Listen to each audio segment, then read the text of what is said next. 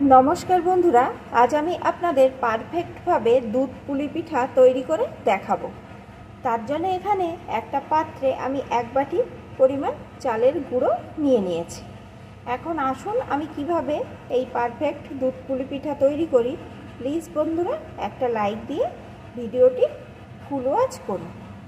এখন এই চালের গুঁড়োর ভিতরে আমি একই পরিমাণে ময়দা দিয়ে দেব। যে পরিমাণে চালের গুঁড়ো দিয়েছি সেই পরিমাণেই ময়দা দিয়ে দেব।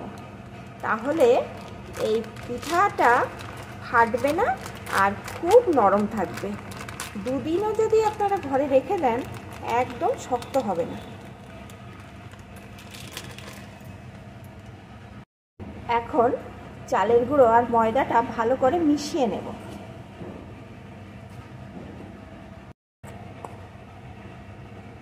ভালো করে মিশিয়ে নিয়েছি। গ্যাস ওভেনে আমি একটা কড়া বসিয়ে পরিমাণ মতো জল দিয়ে দিয়েছি। যে পরিমাণ চালের গুঁড়ো আর ময়দা তার অর্ধেক পরিমাণ জল, তার মানে এক বাটি চালের গুঁড়ো আর এক বাটি যদি ময়দা হয় তার অর্ধেক বাটি জল এখানে দিয়ে দিতে হবে। জলটা একটু গরম হয়েছে, এখন আমি এর ভিতরে দিয়ে দেবো একটু লবণ। জলটাকে একটু ফুটিয়ে নেব আর লবণটা জলের সাথে ভালো রকম মিশিয়ে দেব। জলটা কিন্তু ভালো করে ফুটছে। এখন গ্যাসের জোরটাকে একদম কমিয়ে দিয়ে ময়দা আর চালের গুঁড়োর মিশ্রণটা এর ভিতরে একটু একটু করে দেব আর মেশাতে থাকবো।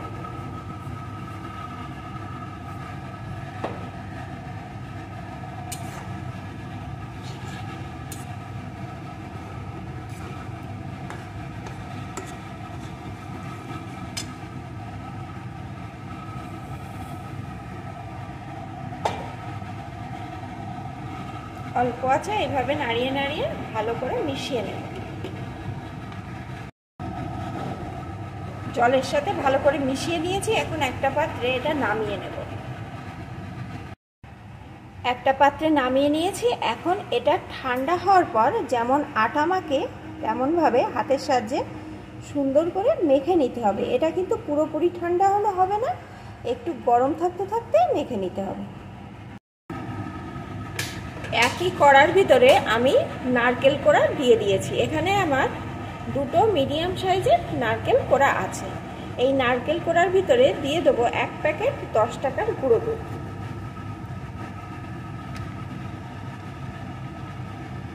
এই গুঁড়ো দুধ দেওয়ার ফলে এই পুরের টেস্ট কিন্তু খুব ভালো আসবে। আর দিয়ে দেবো মিষ্টির জন্যে খেজুর গুড়। আমার গুড় ফ্রিজে ছিল তাই আমি গুড় দিয়ে বানাচ্ছি। আপনারা যদি চান তাহলে চিনি দিয়েও কিন্তু বানাতে পারেন, তবে পিঠে পুলি কিন্তু গুড়ের স্বাদই ভালো হয়।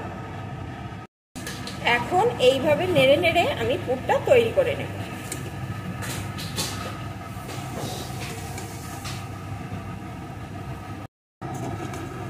অল্প আছে এটা নাড়তে থাকতে হবে। দেখুন বন্ধুরা, নাড়তে নাড়তে পুরটা গলে গেছে আর কিন্তু নারকেলের সাথে সুন্দরভাবে মিশে যাচ্ছে আর কালারটা কত সুন্দর আসছে। আর এই দিয়ে কিন্তু দারুণ সুন্দর একটা গন্ধ চলে আসছে।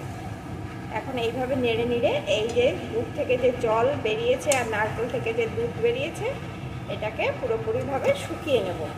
তবে নাড়ানো কিন্তু বন্ধ করা যাবে না, কারণ নাড়ানো বন্ধ করলেই কিন্তু নিচে লেগে যাবে। তখন এই পুরের মধ্যে একটা পোড়া ভাব চলে আসবে, খেতে ভালো লাগবে না। সম্পূর্ণ এইভাবে নাড়াতে নাড়াতেই করতে হবে। আর আমি কিন্তু এর ভিতরে কোনো রকম এলাচ গুঁড়ো দিলাম না, কারণ খেজুর গুড়ের একটা দারুণ নিজস্ব গন্ধ থাকে, সেই গন্ধে কিন্তু পিঠের স্বাদ ভালো আসবে।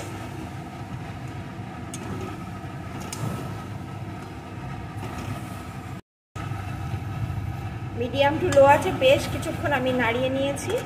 এখন কিন্তু জলটা আমার শুকিয়ে গেছে আর দেখুন কত সুন্দর হয়েছে। আর এরকম একটু রসালো লাগবে, একদম ড্রাই করবো না, কারণ পুলি পিঠের মধ্যে এই পুর দিলে খাওয়ার সময় মুখে পড়লে এই রসালো পুর অসাধারণ লাগবে। এখন কিন্তু পুরটা আমার পুরোপুরিভাবে রেডি। এখন নামিয়ে নেব, নামিয়ে একটু ঠান্ডা করে নেব। ওদিকে পুরটা আমার রেডি হয়ে গেছে, আর আটাটা কিন্তু একটু ঠান্ডা হয়ে গেছে। এখন এইভাবে আমি মেখে নেব, একদম সুন্দর করে মেখে নিতে হবে। আটাটা সুন্দরভাবে মাখা হয়ে গেছে। এখন ওর থেকে একটু একটু করে নিয়ে লেচি কেটে নেব, নিয়ে এরকম হাতের সাহায্যে গোল করে আঙুলের সাহায্যে এইভাবে একটা বাটির মতন তৈরি করে নেব। এই যে দেখুন কত সুন্দর বাটির মতন তৈরি হয়ে গেছে। এই যে এখন যে পুরটা রেডি করে রেখেছিলাম ওই পুরটা থেকে চামচে করে একটু করে নেব, এই বাটির মধ্যে দিয়ে দেব।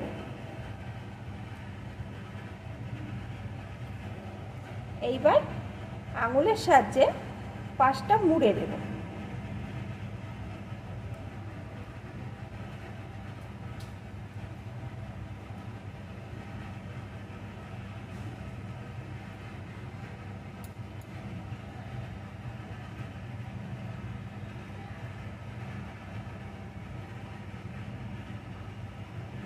এই যে দেখুন কত সুন্দর হচ্ছে।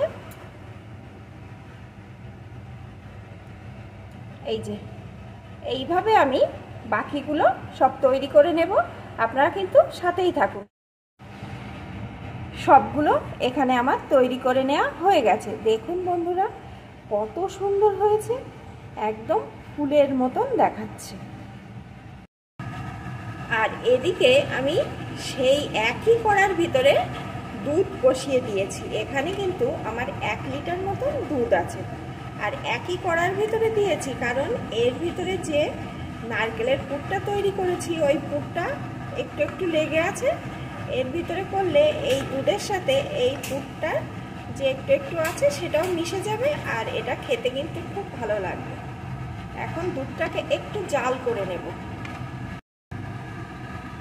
দুধটা একটু গরম হওয়ার পর এর ভিতরেও আমি 1 প্যাকেট 10 টাকার গুঁড়ো দুধ দিয়ে দেব।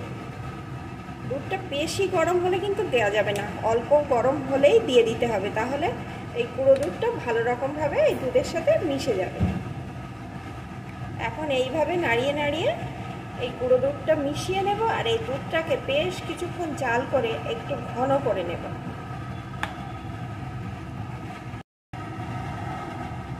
এইভাবে সমানে নাড়িয়ে নাড়িয়ে দুধটা আমি বেশ কিছুক্ষণ ধরে জাল করে নিয়েছি। দুধটা কিন্তু এখন ভালো রকম গরম হয়ে গেছে।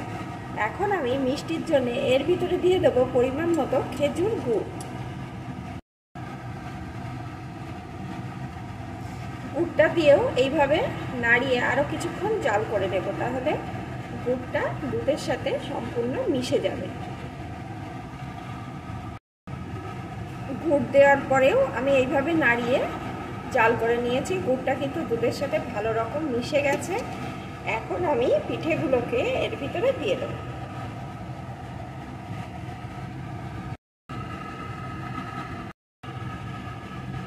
সবকটি পিঠে দিয়ে দিলাম।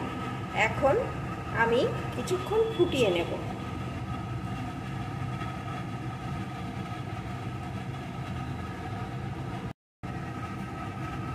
5 মিনিট মতন আমি ফুটিয়ে নিয়েছি। দেখুন বন্ধুরা পিঠেগুলো কিন্তু দুধের উপরে ভেসে উঠেছে, তার মানে পিঠেগুলো কিন্তু একদম পারফেক্টভাবে রেডি হয়ে গেছে। যখন দেখবেন ফোটাতে ফোটাতে পিঠেগুলো এরকম দুধের উপরে ভেসে আসছে তখন বুঝবেন পিঠেগুলো কিন্তু একদম পারফেক্টভাবে তৈরি হয়ে গেছে। আর দেখুন বন্ধুরা একটা পিঠেও কিন্তু এখানে ভাঙেনি, এই যে দেখুন, আর কতটা সুন্দর হয়েছে, দারুণ। আর যেহেতু খেজুর গুড় দিয়ে তৈরি করেছি এ দিয়ে কিন্তু দারুণ সুন্দর একটা গন্ধ উঠে আসছে। বন্ধুরা এই পিঠেটা কিন্তু আজ আমার মা তৈরি করেছে, আমার মায়ের হাতের পিঠে। আপনাদের কেমন লাগলো এই রেসিপিটি প্লিজ কমেন্ট করে জানাবেন। আর আপনারা কেউ যদি এইভাবে না তৈরি করে খান, আমার মতন এইভাবে একবার তৈরি করে খেয়ে দেখবেন কতটা সুন্দর হয়, আর একদম পারফেক্টভাবে কিন্তু এই পুলি পিঠে তৈরি হয়ে যায়। এখন এটা রেডি, আমি নামিয়ে নেব। ভালো লাগলে অবশ্যই কিন্তু একটা লাইক দিয়ে যাবেন।